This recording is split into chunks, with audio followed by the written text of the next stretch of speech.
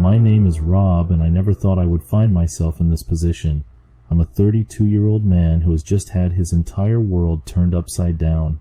You see, my fiancée Tina and I have always had a unique situation. She works out of town for extended periods, usually around 30 days at a time.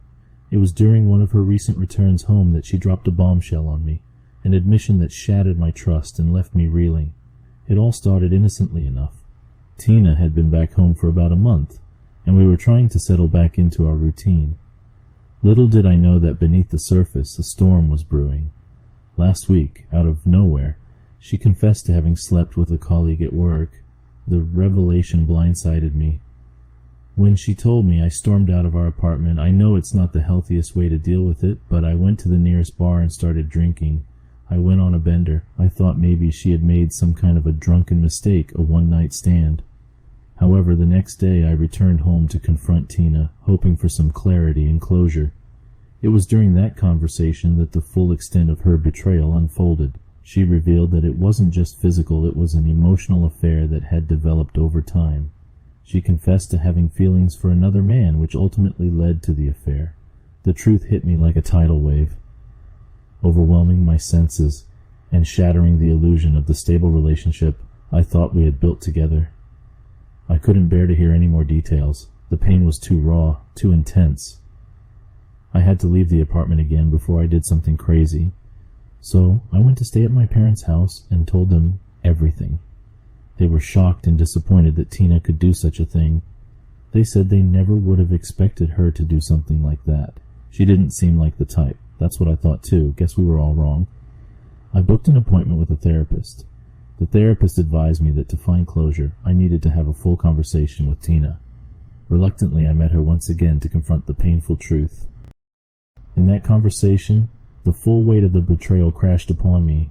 Her relationship with the other guy grew quickly from feelings to flirting to sex, all within a span of 3 weeks.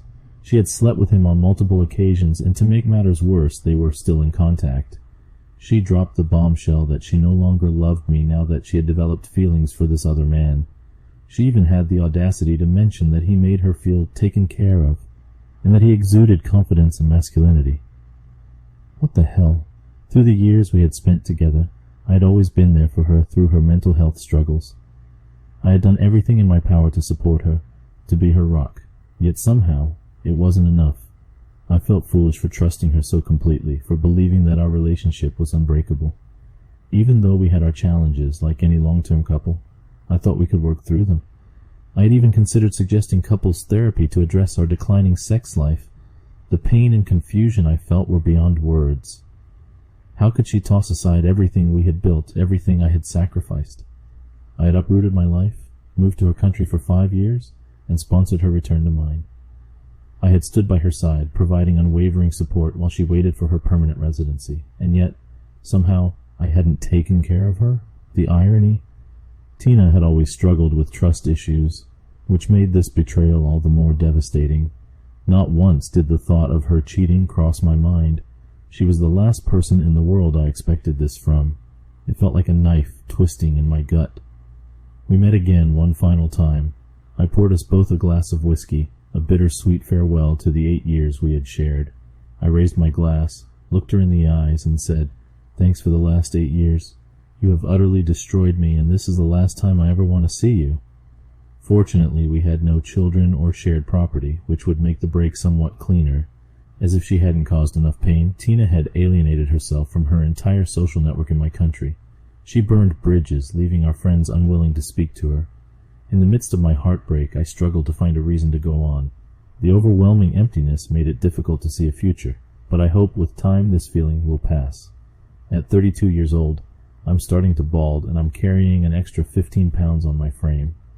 I used to consider myself above average looking, but now I feel like nothing more than a shattered and broken piece of crap.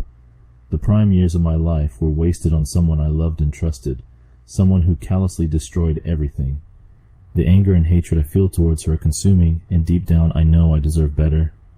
To anyone else out there going through a similar situation, know that you are not alone.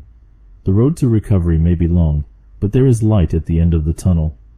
Surround yourself with those who truly care, seek professional help, and allow yourself to grieve.